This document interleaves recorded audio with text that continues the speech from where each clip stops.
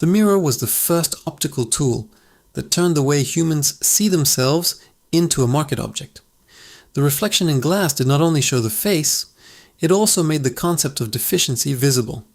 If humans previously accepted themselves as they were, why did so many details suddenly appear that needed to be fixed?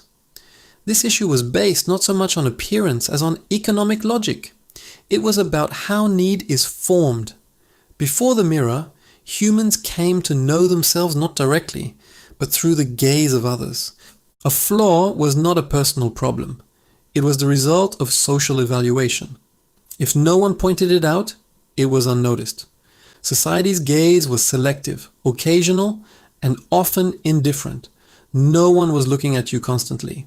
The mirror completely changed this logic, because the mirror is never indifferent.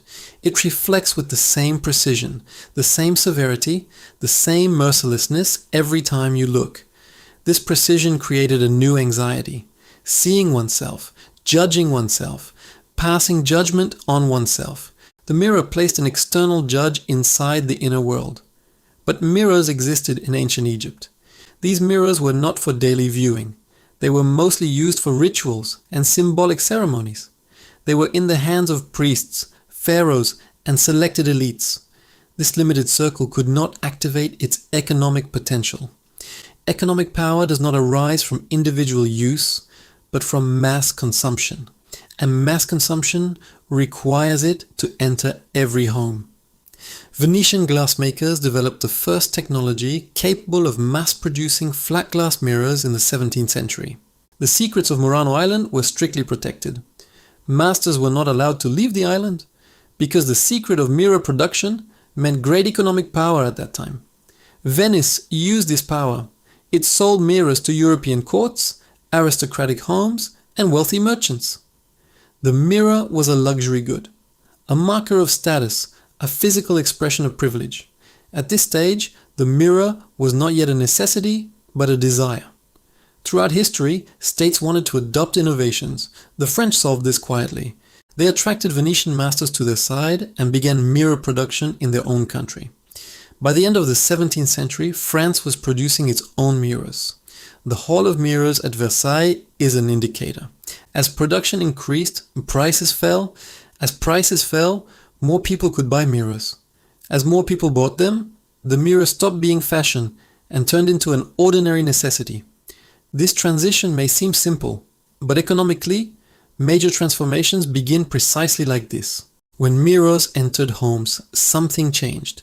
People began to see themselves daily, systematically, repeatedly. This seeing created a new basis for comparison. Yesterday's face was compared with today's face. Aging skin was noticed. Decisions were made about whether the hair fell correctly. This act of noticing is itself an economic event, because noticing activates the feeling of need. The feeling of need is the raw material of the market. The market produces products from this raw material. Products deepen the need. Deepened need demands new products. The starting point of this cyclical relationship is the mirror.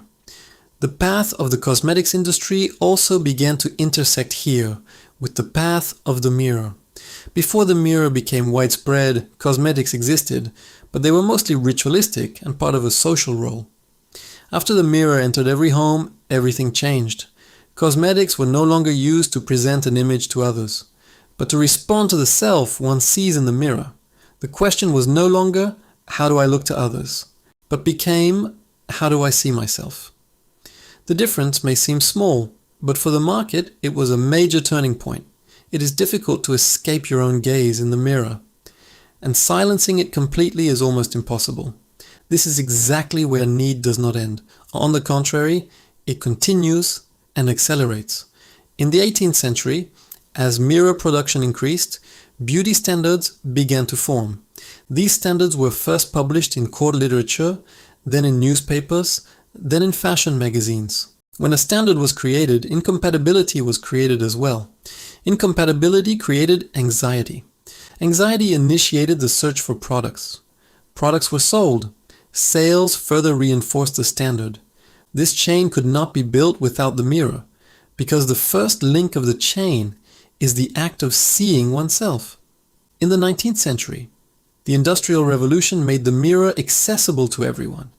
It no longer existed only in the homes of the wealthy, but entered the daily lives of the middle class and later working families. As the mirror entered the home, looking at oneself became a daily habit. A daily habit creates daily needs. As needs emerge, the market grows. The rapid expansion of cosmetics, hair care products, clothing, and accessories was not coincidental. The mirror spread widely.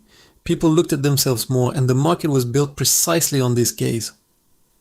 At the beginning of the 20th century, the industry that best understood the economic power of the mirror was advertising. The first modern advertising campaigns began to systematically use this psychological mechanism. Listerine's bad breath campaign in the 1920s invented a problem. First, a medical term called halitosis was popularized. Then it was explained that this term caused social disaster. Then a solution was presented. This three-part structure, create a problem, deepen it, solve it, is a direct application of the mirror's psychological mechanism. Just as the mirror makes a person look at themselves and notice flaws, advertising did the same as an external mirror. Over time, the advertising sector refined this mechanism even further. In the 1950s, television changed the rules. The mirror only showed you yourself. Television began to show you what you should be like. The distance between these two images inevitably created a new gap.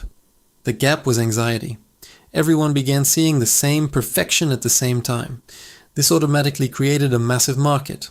The beauty industry was built and grew on this collective comparison. Then the internet arrived, followed by social media. As the number of screens increased, comparison increased. As comparison increased, the feeling of need deepened. Social media carried this history into a new phase. Instagram, TikTok, Snapchat. Each of these is a digital mirror. But unlike a regular mirror, these mirrors do not only reflect, they compare. They place your image next to someone else's. They display like counts. They apply filters. These filters are an economic event.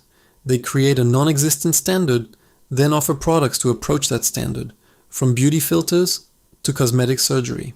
The level the beauty industry has reached today most clearly demonstrates the economic power of the mirror. The annual global market now exceeds $500 billion. But what stands behind this number? Need. This is not a biological need, it is a created need. This need emerged from the combination of mirror, advertising, and social comparison. Humans could live without mirrors, but after learning the mirror, living without it no longer seemed possible. This sense of impossibility became the market's strongest foundation. They tell you that you do not need to be perfect. But as you look in the mirror, you chase that perfection and feel the need, almost without intending to. And the market grew on this need, and it was impossible to stop. The history of plastic surgery appears in a new light. Plastic surgery was initially developed to repair war injuries, but its use for aesthetic purposes increased sharply. What caused this increase? The democratization of the mirror, the expansion of advertising, the mass spread of beauty standards. Lying on the operating table was no longer only the privilege of the wealthy. This democratization itself is a market expansion. The mirror carried the problem it created all the way to the operating table. However, reading this history only as manipulation is incomplete, because the mirror also became a tool of freedom. For women, the mirror was not only a tool of the beauty industry, it was also a tool for seeing one's own body with one's own eyes, for self-recognition, for forming a relationship with oneself. Feminists have discussed this dual character many times. The mirror both liberated and enslaved at the same time. This paradox lies not in the mirror itself, but in the economic and social structure surrounding it. The same paradox now exists in social media. Platforms allow you to be visible, to speak, to connect, and to create yourself. But at the same time, they monitor you and direct you through algorithms. Likes turn into self-esteem. Comments shape how you see yourself, and you begin to question your own value. This formation is often not under your control. The mirror here played only a passive role, it merely reflected. But the digital mirror is active. It watches you, analyzes you, and alters you according to its own rules. As a result of all this, a question forms. What was a flaw before the mirror? The answer is simple. It depended on others' gazes, was scattered, unstable, and could be ignored. The mirror arrived, and the flaw moved into your self-evaluation, and your self-worth began forming countless questions. These questions created the market's most loyal customer. Whoever looked at themselves most critically bought the most products. The mirror created that customer, and the market never let go. And once again, it was the winning side.